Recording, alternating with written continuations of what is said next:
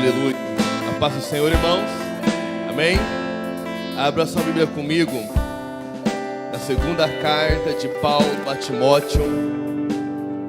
2 Timóteo, capítulo 1, a partir do versículo 8. Louvado seja o nome de Jesus, que nos permite mais uma vez estar na sua casa, em unidade como igreja, para adorar o santo e precioso nome de Jesus. 2 Timóteo, já ia fazer o texto da ceia aqui. 2 Timóteo, capítulo 1, versículo 8. Eu ia falar que tivemos uma ceia abençoada nessa manhã. Quem esteve aqui pode dar glória a Deus. Aleluia. Por isso que já ia até sair o texto da ceia já, naturalmente. Mas eu tenho uma palavra de Deus para a sua vida, amém? Aleluia. Tenho certeza que o Espírito Santo falará ao seu coração. 2 Timóteo, capítulo 2, capítulo 1, versículo 8 diz assim: Não te envergonhes, portanto, do testemunho de nosso Senhor Jesus, nem do teu encarcerado que sou eu.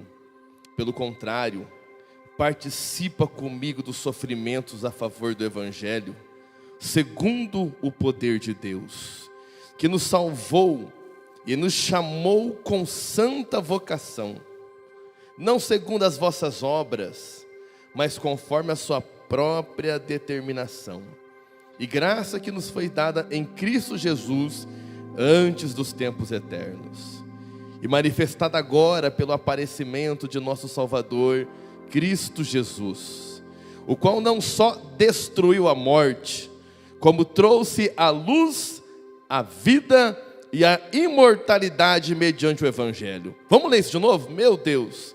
Versículo 10. E manifestada agora pelo aparecimento de nosso Salvador Cristo Jesus, o qual não só destruiu a morte, como trouxe à luz a vida e a imortalidade mediante o Evangelho, para o qual eu fui designado pregador, apóstolo e mestre, e por isso estou sofrendo estas coisas. Todavia não me envergonho, porque sei em quem tenho crido, e estou certo de que Ele é poderoso para guardar o meu depósito até aquele dia. Eu quero que você leia comigo esse versículo novamente, o 12. 3, 2, 1. E por isto estou sofrendo essas coisas, todavia não me envergonho, porque sei em quem tenho crido, e estou certo de que Ele é poderoso para guardar o meu depósito até aquele dia. Feche seus olhos, coloque a mão no seu coração, fala: Senhor Jesus, fala comigo uma vez mais essa noite. Fala conosco, Senhor. Fala conosco, Espírito Santo.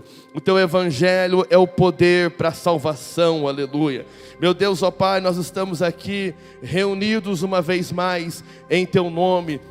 Reunidos, Senhor, uma vez mais, para glorificar, para exaltar, para bendizer aquele que é digno, para bendizer aquele que tem todo o poder, ó Pai. E nós, como Tua igreja, nessa noite, clamamos que a Tua presença, Pai, clamamos, Senhor meu Deus, para que o Teu toque aconteça de forma abundante no nosso meio, meu Deus, ó Pai. Nós clamamos a Ti pelo Teu toque, clamamos a Ti, meu Deus, ó Pai, pela Tua presença, e que uma vez mais, Senhor, a Tua palavra, ela alcance o nosso coração, que nenhuma semente fique à beira do caminho, Pai, mas cada uma semente preciosa das Tuas Escrituras alcance o meu coração, meu Pai, e gere frutos a 30, a 60 e a 100 por um, em o nome de Jesus, amém? Podem se assentar, meus irmãos. Há poucos dias atrás, fez 12 anos que eu vim para essa terra mineira. Mais precisamente no dia 4 de julho. Foi a primeira vez que eu pisei em solo mineiro.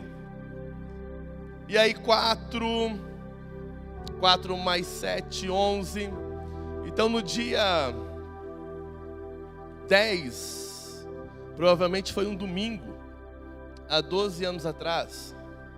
E quando eu cheguei em Dores de Campos, eu já sabia claramente que não tinha da mesma igreja a qual eu congregava no Paraná. Eu era da igreja Brasil para Cristo. Depois até descobri que havia uma em São João del Rei. Mas quando eu cheguei eu não vi. E a primeira igreja evangélica que eu vi na cidade, eu fui nela. Porque você como crente, se um dia Deus levar você dessa terra para morar em outro lugar, você pode continuar amando essa igreja, mas você tem que começar uma nova vida em outra. Você tem que começar, é um recomeço. Tem que ter resiliência para isso. E aí eu cheguei numa igreja, aí perguntaram se eu tinha algum cargo, né? E eu era presbítero naquela igreja a qual eu congregava, separado ao pastoreio para os próximos 8 meses para frente. Eu ia ser consagrado a pastor. Tinha a carteirinha de presbítero. E aí me deram uma oportunidade, né?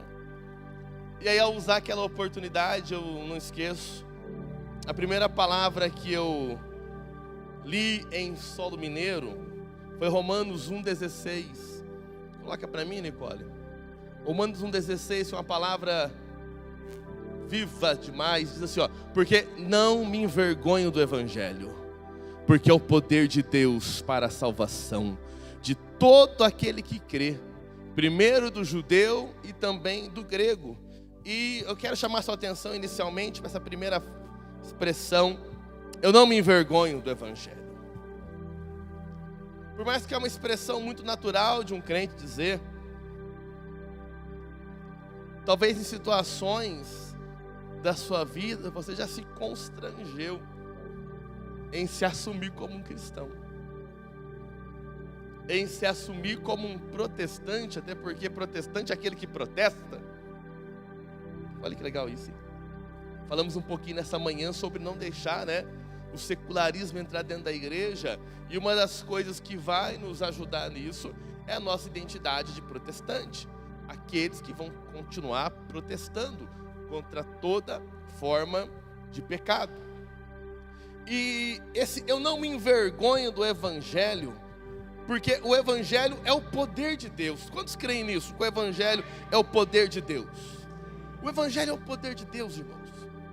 O evangelho é a arma de Deus a qual nós estamos munidos nesses dias, para essa grande batalha espiritual que nós estamos inseridos, nessa grande última colheita de almas. O evangelho, irmãos, o evangelho não é simplesmente um texto, o evangelho não é simplesmente um escrito, o evangelho não se parece com a palavra de Deus, o evangelho não se parece com escritos de boa sorte, o evangelho não é positivismo, o evangelho é a própria palavra de Deus. O evangelho não se parece com a palavra de Deus, o evangelho é a própria palavra de Deus. E por isso que o evangelho é poderoso, é por isso que o evangelho libera vida, é por isso que o evangelho, ele gera transformação.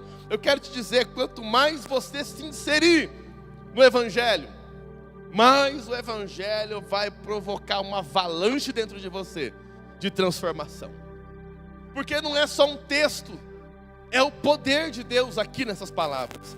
Essas palavras retratam o poder de Deus. E em 2 Timóteo, que é o nosso texto principal dessa noite, Paulo disse no versículo 12, que é o versículo que eu quero quebrar ele um pouquinho mais. Paulo vai dizer algumas coisas muito importantes ali para a nossa fé prática, para a fé dos nossos dias. Mas antes de entrar no detalhe, eu preciso estressar um pouquinho contigo essa necessidade de você não se envergonhar do evangelho. Eu lembro quando eu era líder de jovem, lá no Morro da Formiga, e eu já contei isso algumas vezes aqui. Eu era bem pentecostal, irmãos, eu melhorei muito, mas eu era bem penteca. E aí tinha uns jovens que morriam de medo de me encontrar no ônibus, porque eu ia dar a paz do Senhor para ele. E eu ia dar a paz do Senhor lá da roleta a hora que eu visse ele, né? E era assim de fato. A hora que eu entrava na roleta, via um jovem lá atrás, assim, fazia até aquela escondidinha assim, né? Eu falo, Pai do Senhor!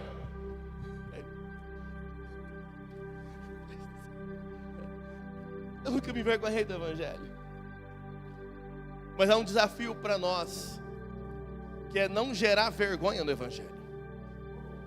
É um desafio para nós não gerar vergonha no Evangelho. E vergonha do Evangelho não é só pecado. Vergonha do Evangelho, a partir do momento que você, como representante do Evangelho, não dá um bom entendimento do Evangelho àqueles que estão perto de você, você gera desprestígio ao Evangelho. Sabe aqueles testemunhos? Quem já ouviu um testemunho? Eu já vi muito testemunho, por isso é que nós cortamos testemunho. Já vi muito testemunho, Wesley. Eu lembro de uma pessoa testemunhando que cortaram a luz dela. Cortaram a luz. E aí ele orou para Deus dar sabedoria para ele fazer um gato. E o pastor assim na cadeira, né? Se contorcendo, né? Pastor se contorcendo. Glória a Deus por aquele pastor. Se contorcendo com aquilo. E aí, irmãos, aquele irmão orou nas palavras dele. E aí ele teve um entendimento. E aí ele foi lá e fez o gato. E estava escuro e houve luz.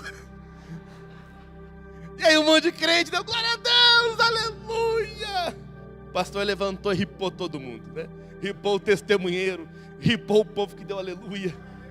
Porque isso é uma má comunicação do Evangelho. O Evangelho não aprova coisa errada. O Evangelho não aprova jeitinho. O Evangelho, ele não aprova nada que não está na luz, porque o Evangelho é o poder de Deus. O Evangelho não se dilui. O Evangelho não se corrompe. O Evangelho é puro. Estava no ônibus também. Vida de cidade grande é ônibus, né? Você passa um tempão no ônibus. E estava eu e o irmão Alan. Lembra do Alan? O Alan se converteu assim de verdade mesmo, transformou. E a nossa igreja era pouco pentecostal. E foi para uma ultra pentecostal, né? E lá naquela igreja ultra pentecostal, aí estava eu e aquele irmão no ônibus, ele me contando os testemunhos, né? E aí ele falou, pastor, não era pastor não, era diácono. Diácono Everton, essa semana na minha igreja aconteceu, uma pessoa testemunhou que havia uma obra de macumba nela, e aquilo foi revelado, e aí o pastor percebeu, havia uma cobra dentro do estômago dela, o ônibus parou. E eu na cabeça assim, o sangue de Jesus tem poder, tem misericórdia, Senhor. O que ele vai falar aqui agora? E até o motor do ônibus parou para ouvir o que ele ia falar. E é aquilo que eu pensei que podia ser de pior, ele falou. E a cobra era uma sucuri. Isso é um antitestemunho. Isso não fortalece o Evangelho. Isso enfraquece o testemunho do Evangelho.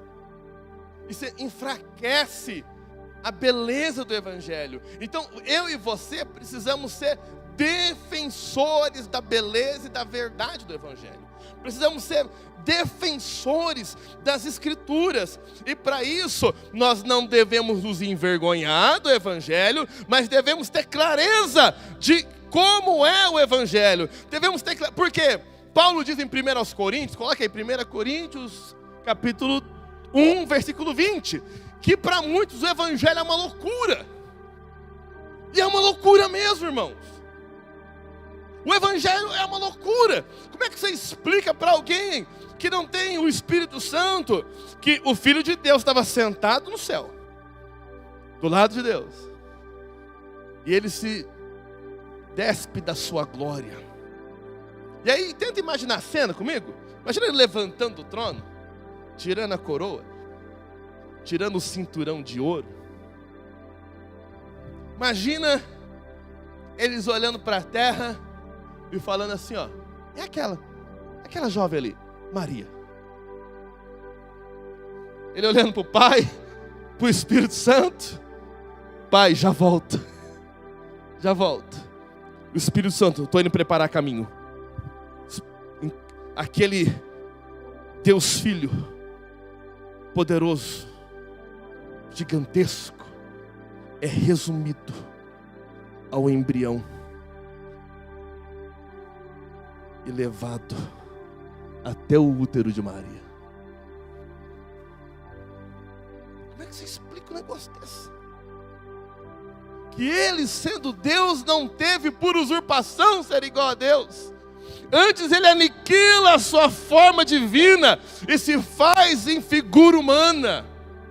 E em figura humana ele enfrenta a morte, vírgula, e morte de cruz, para que todo aquele que nele crê, aleluia, não pereça, mas tenha vida eterna. E no nome de Jesus, todo joelho se dobrará, na terra, no céu e debaixo dela.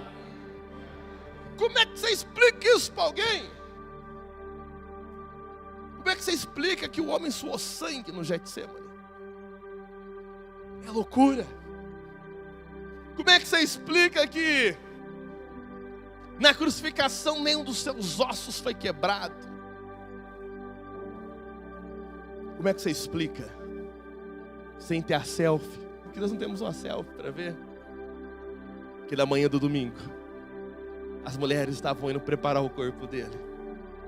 E quando elas chegam diante do túmulo, a pedra selada por Roma, é como se fosse, irmãos, nos dias de hoje, a pedra estava com um lacre da Receita Federal, ninguém mexe.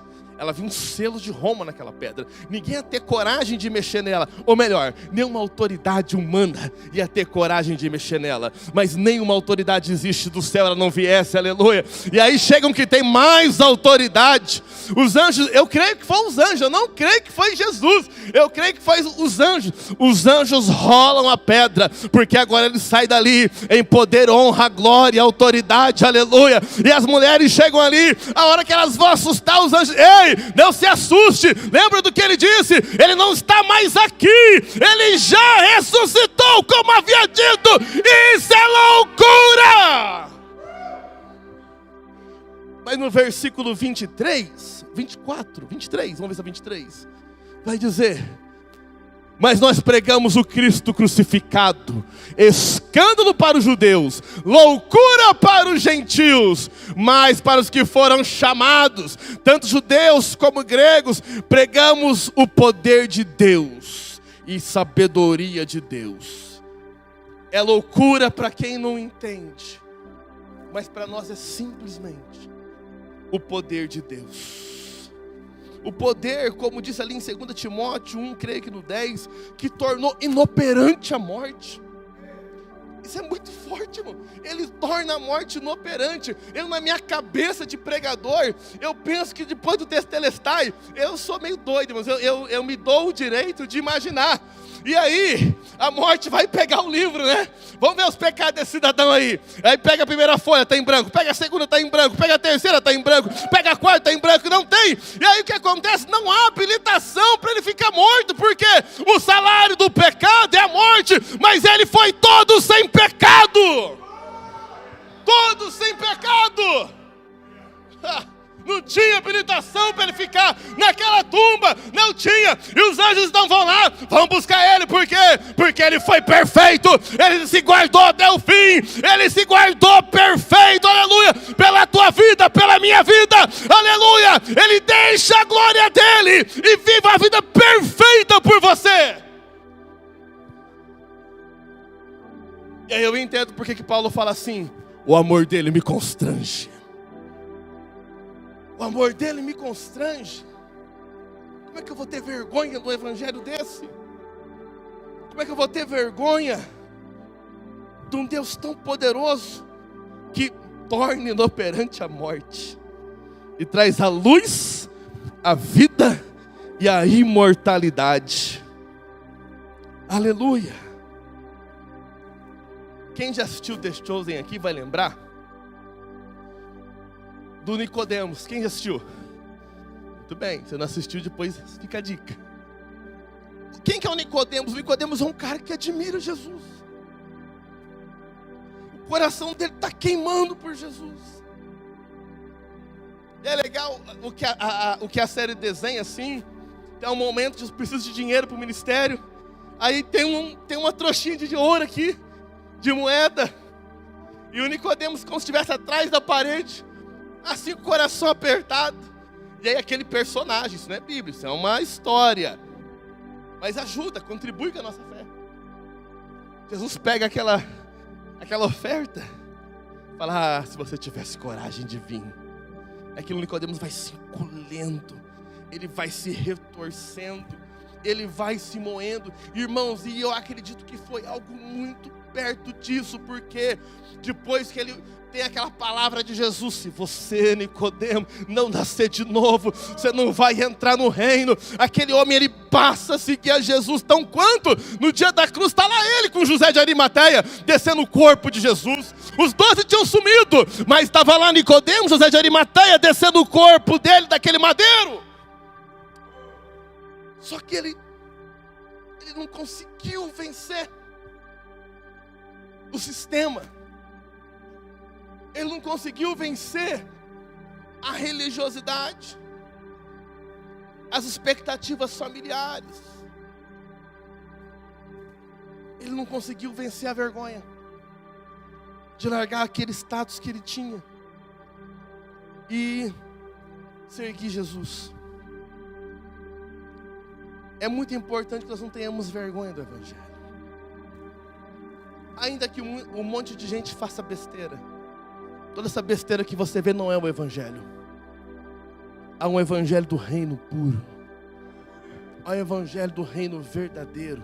E fala para o teu irmão, meu irmão, Deus conta com você para anunciar com sua vida um Evangelho puro e verdadeiro.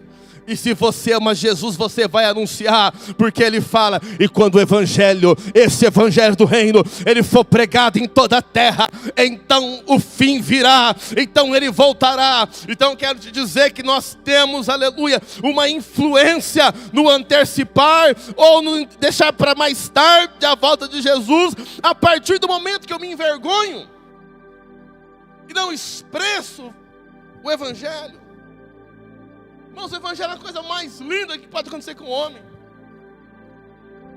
É fantástico você estar inserido no plano de Deus, irmãos. É fantástico.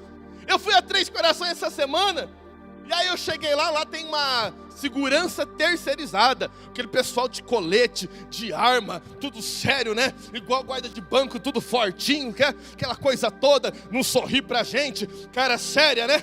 E aí nós entramos lá, revistou o carro e tal, revistou a gente. Aí depois, então, bom dia, Deus abençoe, vocês podem entrar. E aí eu falei pro meu chefe, esse cara é crente. Ele olhou pra mim assim, como assim? Deixa. Estava andando dentro do CD, lá vem aquele segurança de novo, todo fortinho, de colete à prova de bala, arma na cintura, todo sério, todo cheio da posição. Eu falei, tu é crente, não é? Ele, a paz do Senhor, irmão, aleluia. Esticou a mãozona assim para mim. Aí um que estava do meu lado, como é que você sabe que ele é crente? Eu falei, eu não sei, eu sinto que ele é crente, aleluia. Quando eu falei que eu sinto ele, como é que ele falou? Como é que ele disse? Ele falou assim, tipo assim, cruz credo, né? Ele assustou com aquilo. Ele ficou preocupado com aquela situação. Mas sabe o que é isso? É a beleza do Evangelho. Deus vai te colocar diante de pessoas que você nunca viu, e o Espírito que tem na vida dela vai testificar com o Espírito que é na sua, e vocês vão mostrar que o Evangelho não é uma causa de vergonha, mas o Evangelho é uma causa de orgulho. Existe um povo aí que tem um orgulho do dia deles. O meu orgulho está no Evangelho. No Evangelho, que é o poder de Deus. Ah, pastor, muito legal isso. Como é que eu faço então para não me envergonhar do Evangelho? 1 Timóteo 2, versículo 12, filha. É filha mesmo? É. 12. Não, vai, é só passar para frente. 1 Timóteo, 2 Timóteo 1, 12. Diz assim, porque eu, 2 Timóteo, o discípulo amado de Paulo. Isso aí, ó. Olha comigo isso, ó. Todavia não me envergonho. Olha só a explicação. Todavia não me envergonho. Porque sei em quem tenho crido. Quantos sabem aqui em quem tem crido? Quarta-feira, a Bruna leu aqui Romanos 8. E eu entrei um pouquinho no embalo da ministração dela. Quase que eu atrapalho a pregação da Aline. Vamos lá ver de novo aquele texto? Romanos capítulo 8. Versículo 30 e... Aleluia. 38. Aleluia. Eu vou ler desde o 31, igual a Bruna leu aquele dia. Olha só, leu o 31. Olha que bonito isso, irmãos. Esses versículos estão na caixinha de promessa. Estão nos guardanapos pintados. Estão nos paralamas de caminhão. Olha que bonito isso. Que diremos, pois, dessas coisas? Se Deus é por nós, quem será contra nós? Você acredita nisso? Amém. Aquele que não poupou o seu próprio filho, antes, por todos nós o entregou. Porventura não nos dará graciosamente com ele todas as coisas? Quem tentará acusação contra os eleitos de Deus? É Deus quem os justifica. Quem os condenará? É Cristo Jesus quem morreu, ou antes, quem ressuscitou, o qual está à direita de Deus, e também intercede por nós.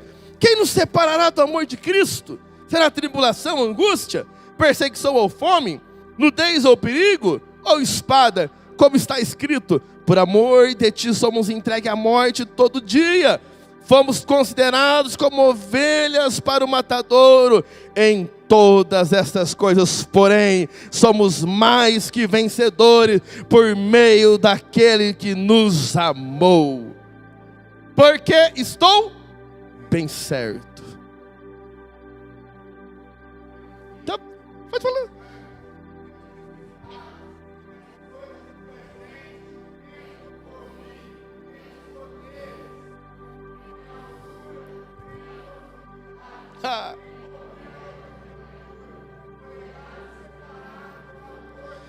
Dá um glória a Deus, um aleluia, uma salva de palmas ao nome de Jesus. Eu estou certo. Aleluia. Isso tem que ser mais que um guardanapo na sua casa. Isso tem que ser mais do que um adesivo colado na sua estante.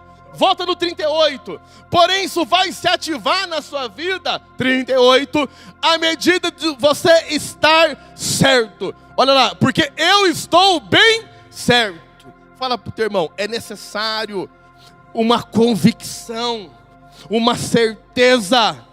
É necessário você acreditar nisso com todas as suas forças, com toda a sua alma, com todo o seu entendimento. É necessário você viver por isso e morrer por isso. É necessário você estar bem certo que nada pode te separar do amor de Deus. É necessário uma convicção.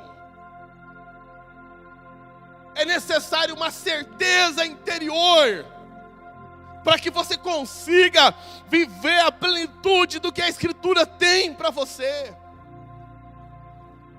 Você não pode querer viver com um pé dentro e um pé fora. Você não pode querer viver como Tomé vivia, junto, mas duvidando de tudo. Junto, mas não acreditando. Vai ter hora que você vai ter que fazer algumas loucuras pelo Evangelho. Mas se ele falar para você, pula do barco, pisa na água, pula e pisa. Pula e pisa, que ele sustenta a palavra dele. Ele sustenta a vontade. Ele sustenta a promessa. É necessário, irmãos, que nós tenhamos uma plena convicção. Paulo diz ali, eu sei em quem eu tenho crido, eu estou bem certo. Há uma convicção plena, como diz o escritor dos Hebreus, é uma âncora que alicerça, é uma âncora que fundamenta, é uma âncora que mesmo que o vento tente levar o barco para lá ou para colar, ele não vai sair daquele lugar, porque há uma plena convicção, há uma certeza que o Evangelho é o poder de Deus e que Cristo é o nosso Senhor. Isso tem que ser uma certeza na sua vida. Não pode ser uma proposta. Não pode ser uma tradição. Muitos de nós aqui viemos do romanismo, movidos em tradições. E nossa mãe ensinou, que aprendeu com a nossa avó, que aprendeu com a bisavó. Mas você perguntava, você acredita nisso? Eles mandavam a gente calar a boca, né? Não, cala a boca, moleque. Quieto, não pode perguntar, é pecado. Eu só estou dizendo que esse tipo de fé ela não funciona. A fé tem que ser experimentada. A fé tem que ser vivida. O evangelho é para ser vivido. O evangelho não é para ser decorado. O diabo também decorou o evangelho. O evangelho é para ser vivido. O evangelho é para ser desfrutado. O evangelho é para ser experimentado. E você só experimentará o evangelho quando você conhecer quem é o evangelho. Porque Jesus é o evangelho. Ele é o evangelho. Mateus 16, 13. Jesus está na sua caravana da vitória e da vida, passando, pregando, libertando, fazendo milagres, maravilhas. E aí certa feita ele diz aquilo ali, ó. Ele chama os seus discípulos e diz assim, ó: quem o povo está dizendo que eu sou? E aí eles começam, uns dizem que o senhor é Elias, não é? Uns dizem que o senhor é Jeremias, ou algum dos profetas. Esse é um conhecimento generalista. O conhecimento generalista, ele é útil em muitas situações, mas ele é superficial. Ele é útil, mas ele resolve pouco. Ele é útil, mas ele é limitado. Ele tem um escopo de atuação. E muitas das vezes nós, quando estamos frequentando a igreja, nós vamos adquirindo conhecimento, mas vamos ficando generalista. Nós não vamos aprofundando naquele conhecimento. Se você vem na escola dominical, você sabe que Jesus Cristo é o Filho de Deus. Se você vir aos cultos, você vai ouvir que Jesus Cristo é o Filho de Deus. Agora, se você entrar no seu quarto, fechar a porta, você vai conhecer o Abba. É uma outra dimensão. Você vai conhecer Ele na intimidade. Você vai conhecer Ele de uma maneira que não dá para falar. Você vai ter experiências com Ele e é muito interessante, irmãos. Eu gosto de lembrar de uma situação. Estava preparando uma mensagem um desses domingos aí. E eu entrei no meu quarto lá, onde eu preparo as mensagens.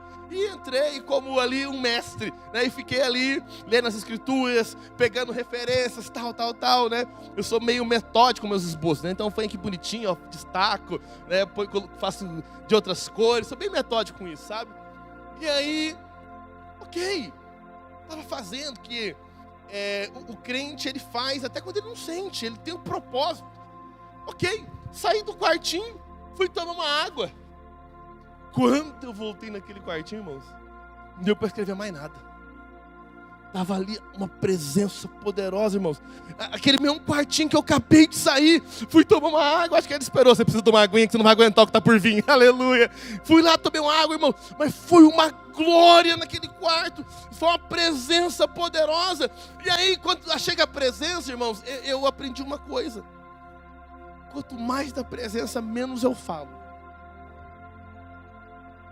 Quanto mais da presença, menos de mim. Como Dena que cantou esse dia, mais de ti, né? Quanto mais da presença, que Ele cresça e nós diminuamos. Então, esse tipo de experiência você não vai ter se você ficar num evangelho superficial e generalista. Vai ser necessário você aprofundar em convicção, porque aí, olha o que acontece, todo mundo fala, não, é profeta, é isso, é aquilo, aí o culto é bom, o culto é gostoso, o louvor é bacana, mas Jesus, ele vem arrebentando tudo, né? Põe aí o 15. Cadê o 15? Ele continua a dizer, ô homem das perguntas, e ele fala, tá bom, mas e vou para vocês? Quem eu sou? Quem é Jesus para você? Quem é Jesus Ele é o Filho de Deus, ok, é verdade. Quem é Jesus? Foi aquele que foi crucificado, mas ressuscitou ao terceiro dia, isso é verdade também. Quem é Jesus? É aquele que levantou os pães, deu graças, dá aos discípulos, e eles começam a multiplicar aquele pão. E 5.000 homens, fora mulheres e crianças, comem dele. É verdade. São expressões de Jesus que nós conhecemos. Mas isso ainda não é pessoal. Qual marca Jesus deixou na sua vida? Qual marca? Porque Ele nos marca. Ele nos marca. E é interessante que as marcas de Jesus servem para nos resgatar em períodos de emergência. Como assim, pastor? Jesus está começando o ministério. Pedro tinha acabado de pescar, não tinha pegado nada. Tá vendo como você é bom de Bíblia? E aí Jesus chega para ele e fala: volta ao mar, lança a rede do lado direito. Ele volta ao mar, lança a rede. Ele fala antes, né? Senhor, eu pesquei a noite toda e não peguei nada, mas sob a tua palavra eu lançarei a rede. Pedro volta. E sabe como é que eu imagino essa cena? Eu imagino ele jogando a rede assim, ó. Quem já viu os pescadores de rede trabalhar, sabe como é que é. Imagina que ele jogou a rede. Cadê o Jonas? Eu imagino ele tentando puxar a rede despretensiosamente. E aí, você já teve alguma vez na sua vida de for pegar uma coisa que você acha que pesava 5 quilos, pesava 20? E aí você vai com um pouquinho de força, você quase cai. Eu imagino o Pedro fazendo isso. A hora que ele lança a rede e vai puxar, a rede não vem, dá um tranco. E pelo contrário, a rede dá até uma puxada nele assim. Imagina assim.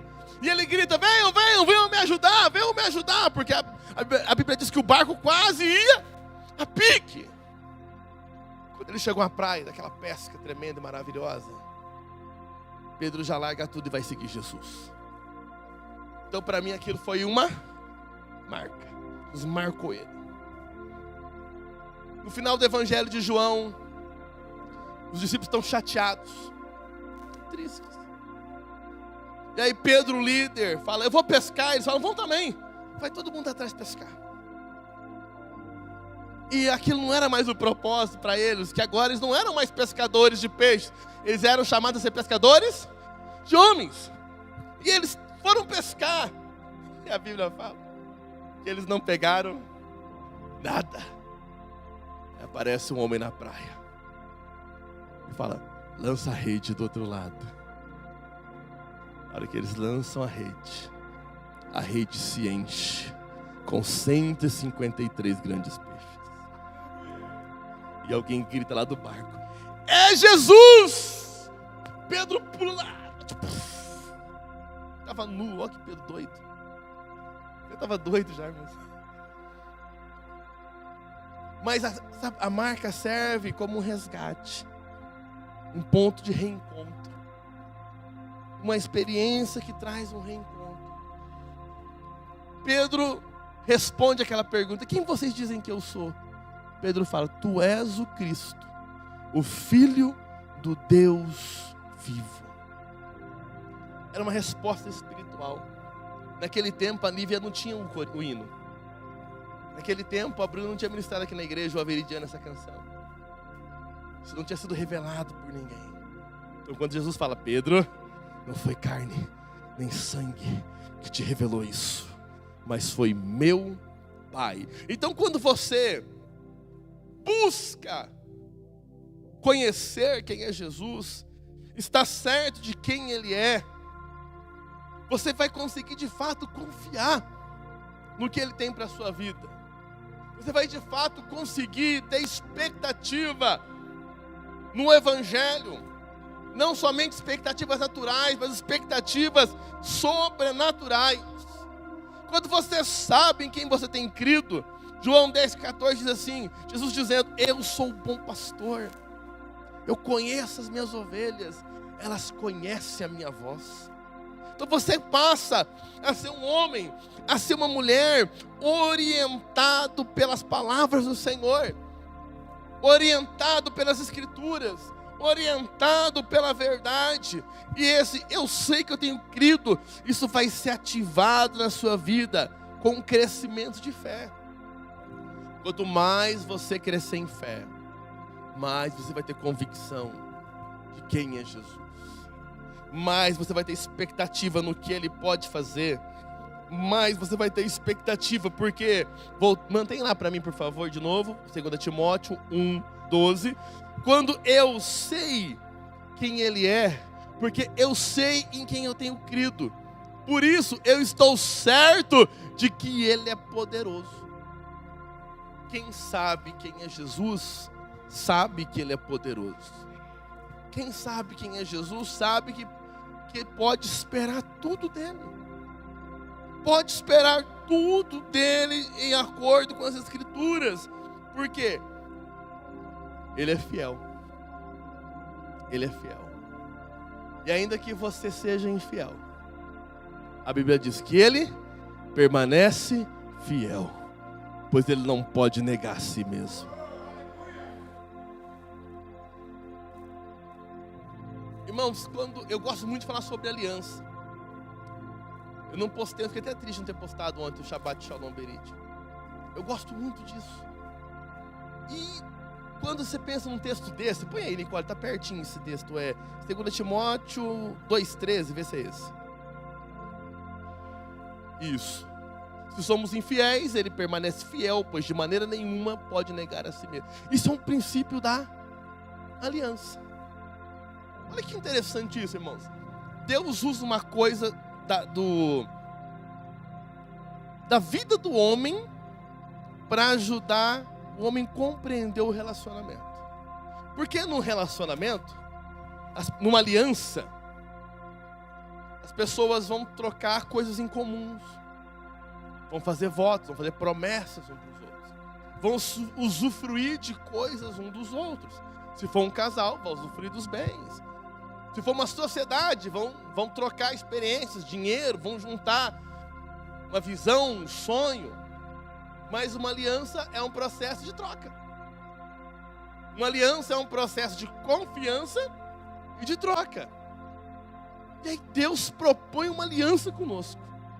E aí pergunta para o teu irmão, mas o que você tem de bom para oferecer para Deus, que Ele está te oferecendo uma aliança? O que a gente tem para oferecer para Deus, irmãos? Para aquele que disse simplesmente, haja luz, e houve luz. O que a gente tem?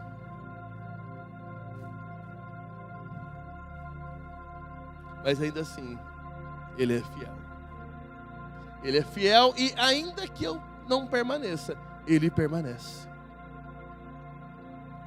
Nele não há sombra de variação. Nele não há mudança de ânimo. E aí o texto vai dizer, Paulo diz, eu sei em quem tenho crido, por isso eu estou certo que Ele é poderoso. Poderoso para quê? Para guardar o meu depósito. Há um depósito de Deus na sua vida. É forte demais também, irmãos. Um depósito de Deus na nossa vida. E aí o versículo 14, interessante que Deus nos dá o depósito e nos dá a ajuda. Ó. Guarda o bom depósito, mediante ou com a ajuda do Espírito Santo que habita em você. Deus tem alguns depósitos na vida do homem. Deus depositou em você a salvação. Amém por isso? Quem é que acha que merecia ser salvo? Tomara que ninguém levanta a mão, não diz isso. Por mais bonzinho que você seja, com exceção dos nossos bebês que estão aqui, nenhum de nós merecia, irmãos. Isso aí. Cego, miserável,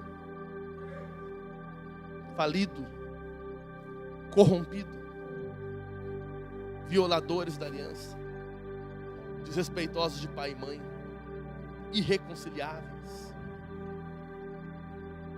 pensadores do mal, inventores de males. Romanos 1 vai dar uma descrição da humanidade, da perversão da humanidade, da perversão do espírito dessa era. Mas com tudo isso, Deus simplesmente amou o mundo. Deus simplesmente amou o mundo de tal maneira que Ele deu o seu Filho unigênito, para que todo aquele que nele crê não pereça, mas tenha vida eterna. Glória a Deus por isso. Glória a Deus por isso. Com toda a maldade que você tinha, com toda a ruindade que você era, né? Cada um aqui tem a sua história. Uns eram forrozeiro, outros eram ruim de conta, outros eram pervertidos, outros na sarjeta, na bebida, na droga. Cada um aqui tem uma história, mas aleluia, a nossa história só serve para a gente glorificar a Deus que nos moveu do império das trevas e nos trouxe para o reino da sua luz. A nossa história só serve para lembrar: Ele amou o mundo, aleluia, e nos deu uma oportunidade, nos deu um outro caminho, Ele nos deu uma nova chance, Ele nos deu salvação.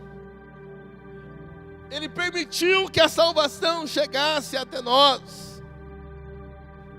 Ele permitiu que nós nos arrependêssemos dos nossos pecados e passássemos a tê-lo como Senhor e Salvador da nossa vida, o que é um grande privilégio.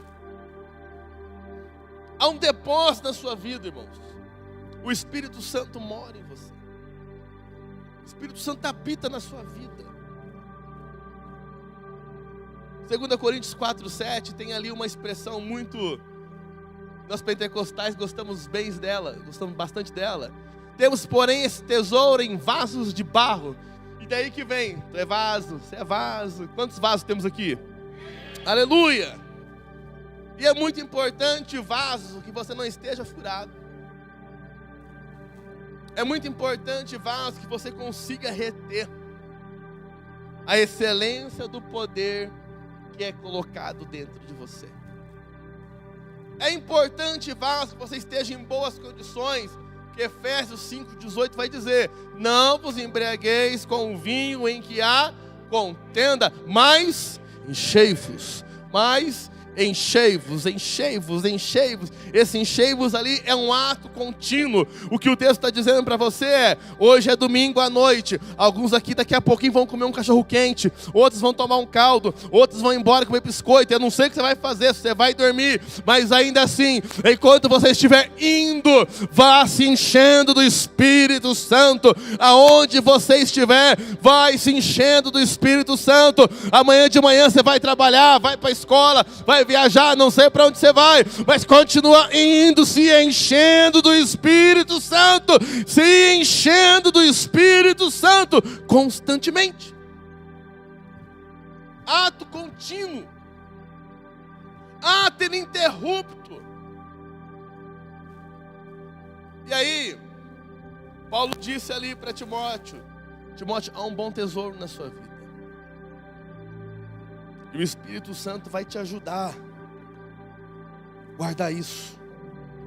O Espírito Santo vai te ajudar a proteger. O Espírito Santo vai te ajudar você cuidar disso com todas as suas forças, cuidar com o seu melhor. E irmãos, um dos textos que fala dessa obra do Espírito Santo na nossa vida, que mais me deixa impactado, é o texto de Efésios 1:14, que diz assim, 13:14: em qual também vós, depois de ouviste a palavra da verdade, o Evangelho da vossa salvação, tendo nele também crido, fostes selados com o Espírito Santo da promessa, o qual é o penhor da nossa herança, até ao resgate da sua propriedade, em louvor da sua glória. Irmãos, às vezes nós lemos isso que meio de qualquer jeito. E eu falava isso em casa hoje. E a Olivia me perguntou: pai, mas o que é penhor? Eu não consegui explicar para a Olivia. Olivia, eu não consegui. Mas para você eu posso tentar. Imagina que você está precisando de dinheiro. Precisando de R$1.000. Aí você tem algo na sua casa que vale 3, que vale 4. O que você faz? Se for de ouro, por exemplo, você pode pegar esse objeto de ouro, vai lá na Caixa Econômica, existe uma estrutura própria para isso. Você vai lá e fala: eu tenho isso aqui para penhorar. Você deixa aquilo penhorado. E aí eles vão te dar uma quantia em dinheiro, sempre menor do que o bem penhorado, para que você tenha a disposição de ir lá resgatar. Para que você tenha a disposição de ir lá honrar aquela palavra e manter o seu compromisso com aquilo. Aí eu olho isso, eu imagino o papai lá no céu. O papai lá, Jesus veio, fez a obra dele de milagre, a obra do Calvário. Volta ao céu, Salmo 24, em poder e glória, o Rei da glória agora, aleluia. Ele volta no céu e os anjos dizem: digno é o Cordeiro que venceu, aleluia. Agora uma salvação foi dada, um caminho novo foi aberto, aleluia. E agora ele falou assim, ó: olha, não se turbe o vosso coração, credes em Deus, crede também em mim. Na casa do meu pai há muitas moradas, se não for assim, eu vos teria dito, eu vou preparar lugar. Promessa de volta. Os anjos chegam ali, Jesus está subindo ao céu, o povo está assim, olhando, e o anjo fala: ei, varões galileus, por que estão olhando Jesus subir dessa forma? Da mesma forma que ele subiu, ele vai voltar. Ele vai voltar, uma promessa foi estabelecida, e essa promessa é muito poderosa. Essa promessa, irmãos, ela não tem preço. A promessa de que Jesus vai voltar a buscar você, a promessa que Jesus vai voltar a buscar a sua vida, vai voltar a buscar a igreja antes de nós. Essa promessa é muito poderosa. Então o que o Pai faz? Era o dia de Pentecoste, estavam todos reunidos no mesmo lugar. O Pai fala com o Espírito Santo: Espírito Santo, você vai ser o penhor, você é o símbolo de que eu vou voltar a buscar aquele povo. Você vai descer, você vai encher a vida deles, eles vão se mover na autoridade do Espírito Santo. Você será o penhor do resgate. Você consegue imaginar isso? Olha para alguém do seu lado aí. Fala para ele assim: você tem o Espírito Santo? Porque se você tem, você faz parte do penhor. Você faz parte do empenho que Deus fez em dizer: eu estou deixando algo valiosíssimo, eu estou deixando alguém muito valioso, para que você acredite, eu vou voltar a buscar você, eu vou voltar a buscar você, eu vou voltar a buscar você. O penhor da nossa herança. Irmãos, eu tenho até medo de falar isso. Eu sinto uma enorme responsabilidade quando eu leio isso, porque isso é muito forte. Porque tem hora que a gente tem preguiça de dar um glória a Deus, de dar um aleluia, de ir para o culto, e Deus pega o Espírito Santo e o deixa aqui como penhor, para mover a igreja, para o reino avançar, para o reino expandir. Mas para mostrar: o Espírito Santo está aí, fique atento, eu ainda vou chegar a buscar vocês. Fique atento, eu ainda vou buscar vocês. E aí, sabe o que eu acredito? Vamos ficar de pé em nome de Jesus? Quero bater um pouquinho mais cedo hoje, olha aí que beleza. Põe de novo o texto para mim, Nicole, a última vez eu acho.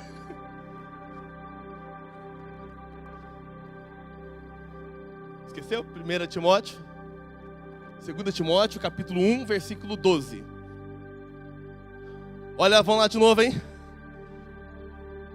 Não me envergonho do Evangelho, porque sei em quem tenho crido, e estou certo que Ele é poderoso para guardar o meu depósito até aquele dia.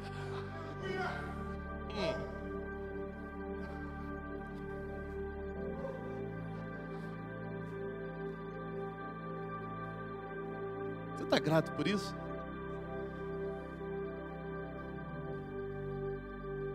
Até aquele dia, o Espírito Santo vai dizer conosco, junto conosco, o Espírito Santo vai dizer dentro de nós, o Espírito e a noiva dizem, vem! O Espírito e a noiva dizem, vem. Quando o noivo voltar a buscar a igreja, vamos subir os que morreram, vamos subir nós os que estivermos vivos. E vai subir também o Espírito Santo conosco, aleluia. O céu vai se tornar completo, a eternidade vai se tornar completa, aleluia. A eternidade vai ser concretizada naquele dia. O seu depósito, aleluia, ele vai ser plenamente concretizado diante do trono de Deus. Então quero te dizer uma coisa, você não vai parar. Você não vai ficar pelo caminho.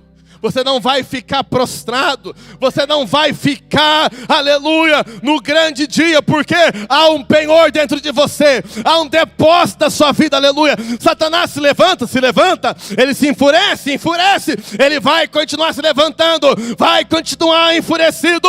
Mas ele não vai conseguir impedir. Porque o depósito vai estar em você.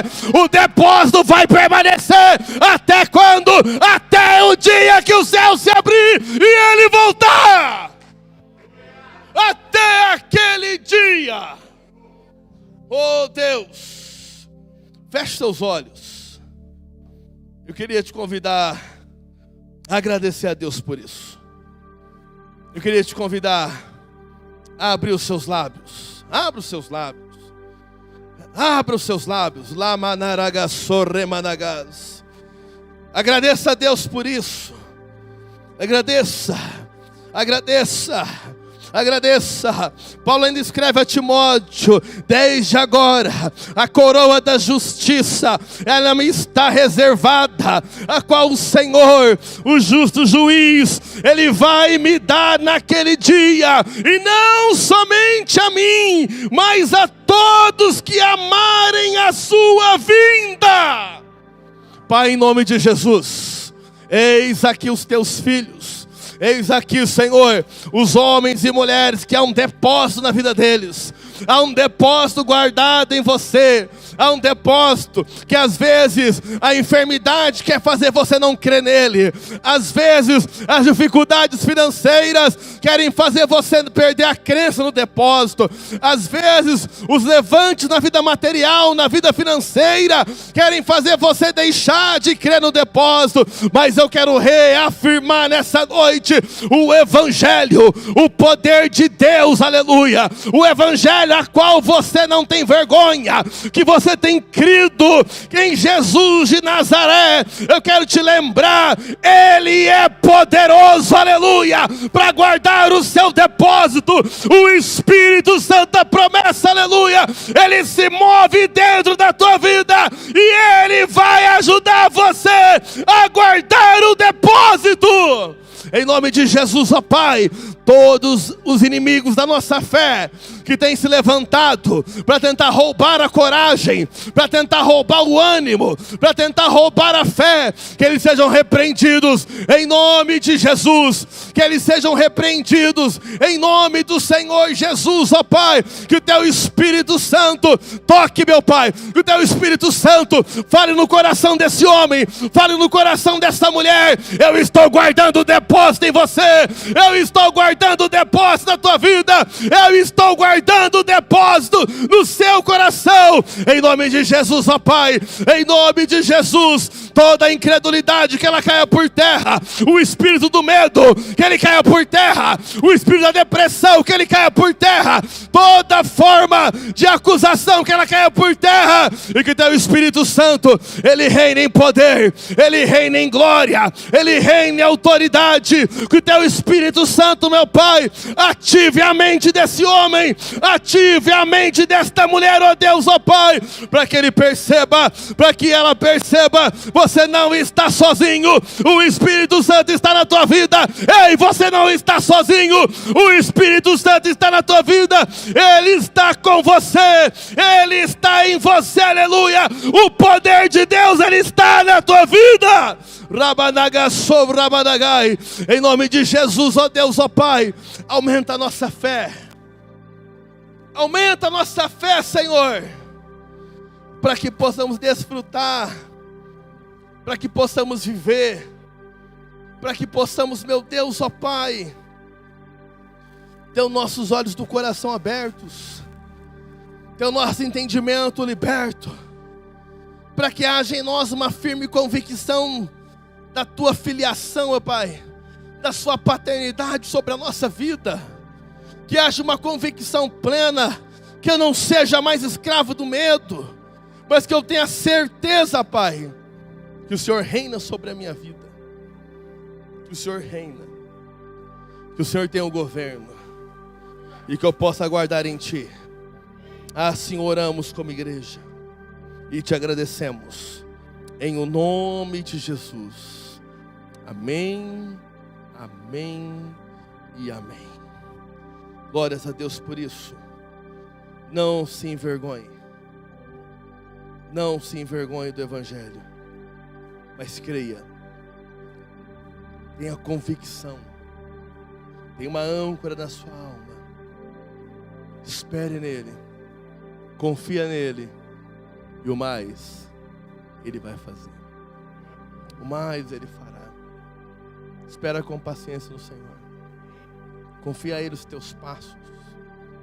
Confia a Ele os teus caminhos. Ele ainda é o bom pastor.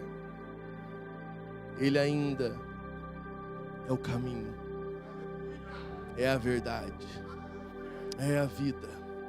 Ninguém vai ao Pai se não for por Ele. Um novo e vivo caminho, aberto com o véu rasgado. Aleluia. Glórias a Deus por isso, meus irmãos.